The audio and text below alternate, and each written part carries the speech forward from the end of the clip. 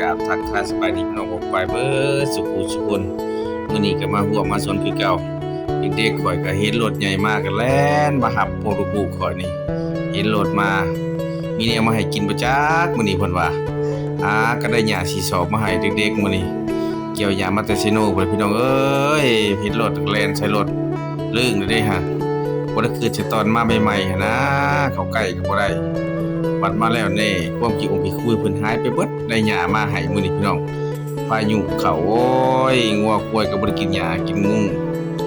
ก็เลยกระบาบเกี่ยวหญ้ามาให้ท้องฟ้าพายุพี่น้องเอ้ยฟ้าแตกตุ้มต่ำอยู่มาสวนนี่นะทง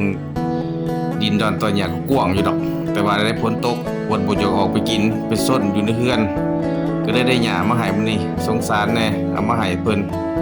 มาว่าแล้วพี่น้องถ้าโซ่ข่อยลูกชายข่อยนะข่อยเย่ดังเพิ่นสนก็ว่าสนเข้าเลยถือเย่ดัง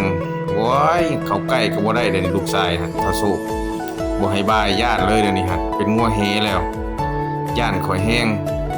ข่อยเว้าอยู่ว่าอย่าให้ข่อยแทงดังอย่าให้ข่อยจับอย่าให้ข่อยมัดแล้วก็ย่านข่อยพี่น้องมันบ่มีไผแย่บ่มีไผแทงเฮ็ดเองซะเดี๋ยวนี้หันเป็นงัวเฮแล้วบัดนี้ถ้าโซ่เข้าใกล้ก็บ่ได้อย่าบอกงัวบ่ฮู้จักความเด้อพี่น้องเอ้ยงัวฮู้จักความกับคนพุ่นเด้